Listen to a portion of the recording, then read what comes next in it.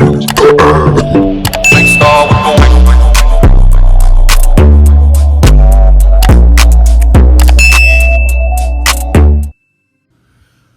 going on, guys? Welcome back to my channel. I'm here with the Greenleaf review. If you're new to the channel, subscribe. Everybody like, comment, share. I'm gonna be quick because I ain't enjoying the show at all. Other than Charity getting dogged, and that's about it. I'm not enjoying the show whatsoever. But we're gonna get into it because I'm gonna still watch it. The show picks up where it left off at the hospital with AJ. The nurse is telling Grace and Noah that AJ has two options. He could either go home today, or they can enter him into a program or whatever dealing with his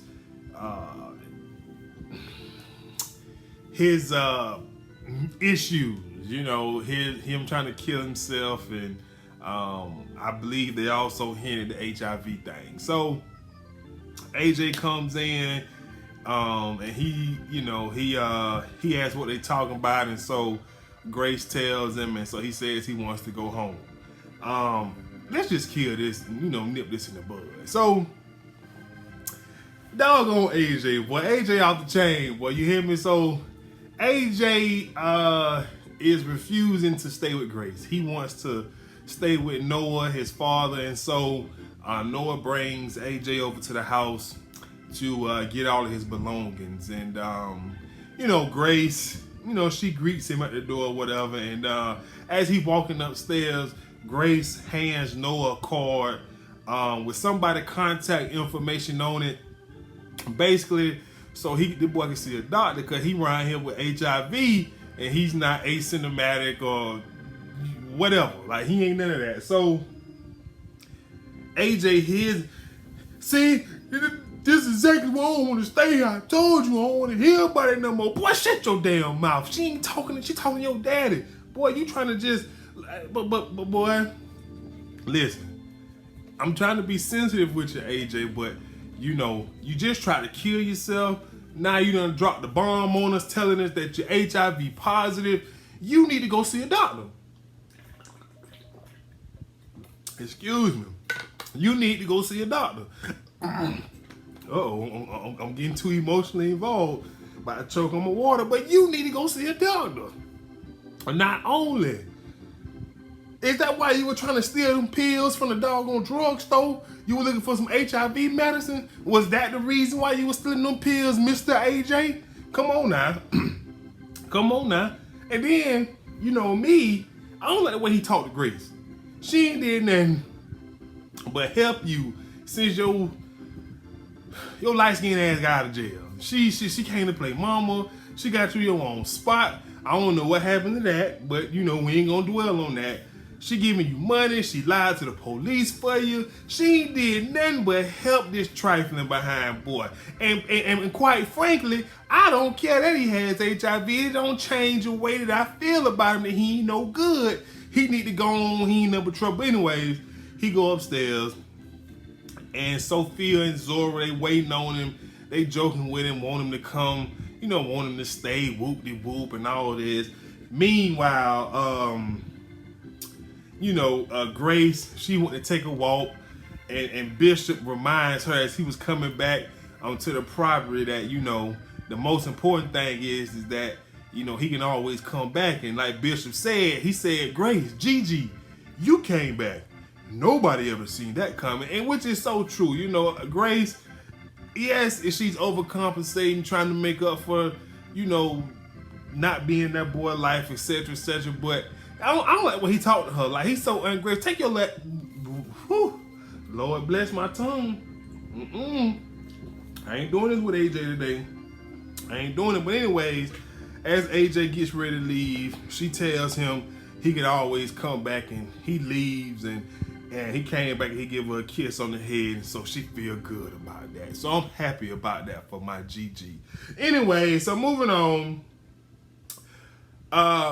Bishop, Lady Mae, and Jacob, they sitting at the table, and I guess Jacob put it out there about them possibly killing basis, Skank's daddy, and Lord have mercy.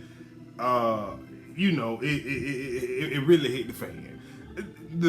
It really did, man. So now Bishop upset. Jacob, how dare you come at your father like that? You know I'm not capable of such thing. Lady May upset. Now you snake-hiding demon who dressed in sheep white clothes, who are you coming at me and your father about some crazy accusations you done made up that your wife done? Well, y'all know how Lady May be when she get in her bag. And so he trying to explain to them that he thought that Tara, when he brung up the whole will thing to Tara, as well as, well, he ain't bring the will thing, but he brung up that possibly his father called her dad, and he thought that Tara would say that basic crazy, he made all of that. But guess what, Jacob? She didn't.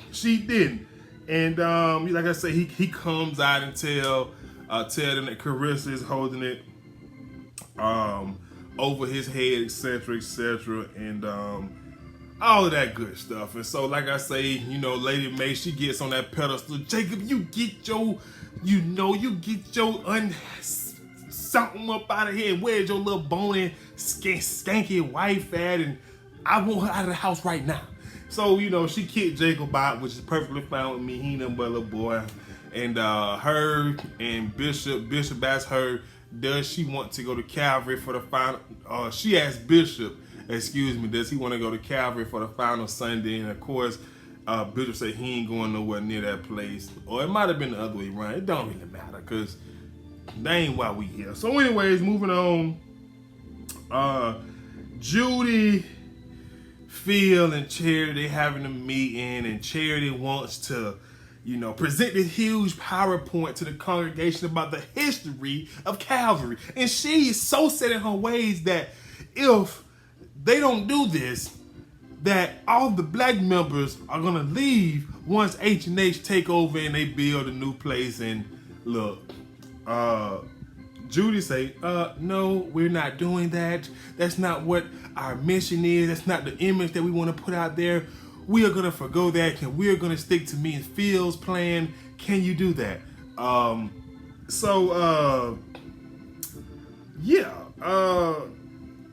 So Charity got mad, and she talking all that. Look, man, I ain't got time for Charity right now. It's too much. It is what it is. And so that's that. So anyways, they won't listen to her. So Gigi comes, and Gigi hears how Judy shoot her down, and how Phil backs up Judy, and Gigi says that she may have a way to take H&H down before they do what they do. And she asks Charity, do she know Gladys DeMars, and it's Phil's DeMars' mom? And so she asked about his father. They can't seem to find the father. I think the daddy name was Gladius, or his name was Marcus DeMars. And so Charity said, yeah, you can't find him. Charity didn't want to help at first. Let's put that out there. She's still in La La Land with Phil. And I'm finna kill her situation right now, because I don't even want to talk about it, because it's just going to upset me. She's still in La La Land with him. So she tell Grace the reason you can't find Marcus DeMars because he was a Black Panther back in the day, and he changed his name to Yusuf Chavez, and now he lives in New Orleans. So Charity, Phil, Judy shot her down. So she sees Connie walking in the hallway. Miss Connie, can I run something by you for a second? What did you think about it? No. That's the worst thing this congregation can do, is revisit the past. Connie shut it down. So Judy come in the office. So, yeah, Charity, you were behind our back talking to Connie. So what? I knew Connie since I was born. Like, you can't. Yes, and we don't need anybody second guessing leadership, so I'm firing you. You can't do that. Well, quite actually I can. Phil is going to be my husband, and Bob is my father, so I have the power. And so Charity go running her little heartbroken ass over there to Phil, talking about something. Judy, just you gonna stand on that? You gonna let her do that and this, that, and the third? And Phil sitting there like, well, Charity, I mean, we can't have you going behind our backs trying to change our mission here, and then she goes as far, she started all that there. Well, I'm gonna let you know you can't eat, you and her eat from the same tree, which is you can't fire my black ass. Listen. Or she said, y'all speak the same. Like, man, Charity should have told Phil straight up F you. Then she just couldn't leave it alone after she cussed him out. Then she gonna say, y'all, I wish you was the man I thought you were.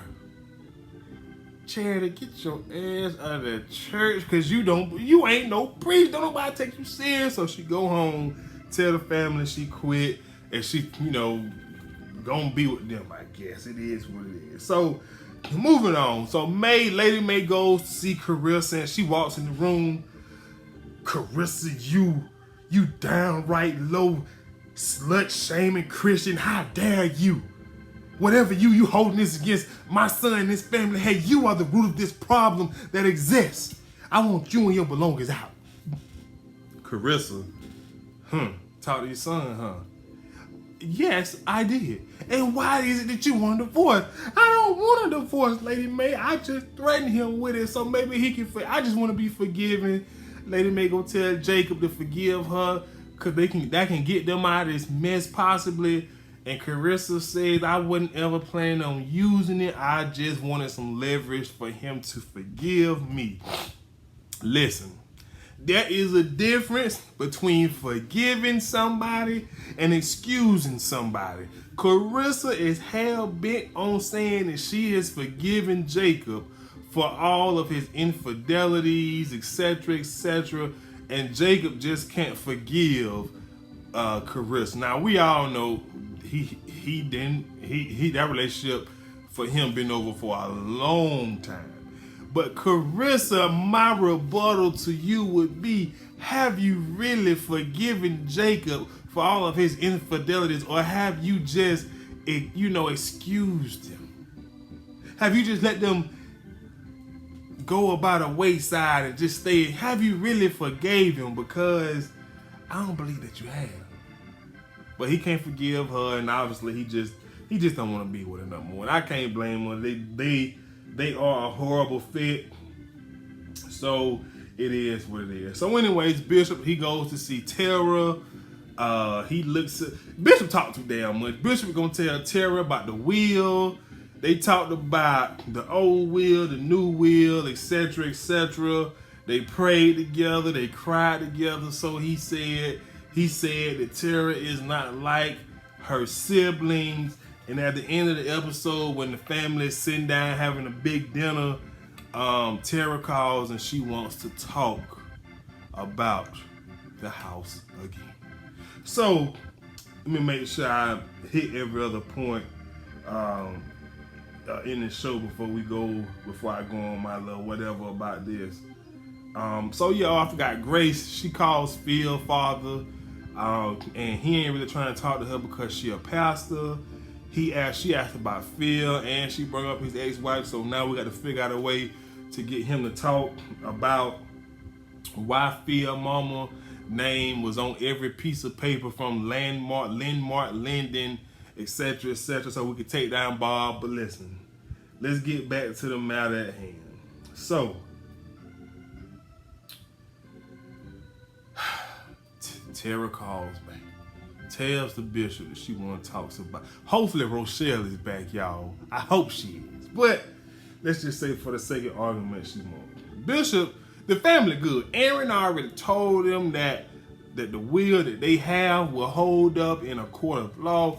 The problem would be public consumption. It would seem as though that they killed their Basie and Tara and Rochelle's father to get the house, etc., etc. But see, Bishop, hey, I'm gonna say this. I'm gonna go about my day.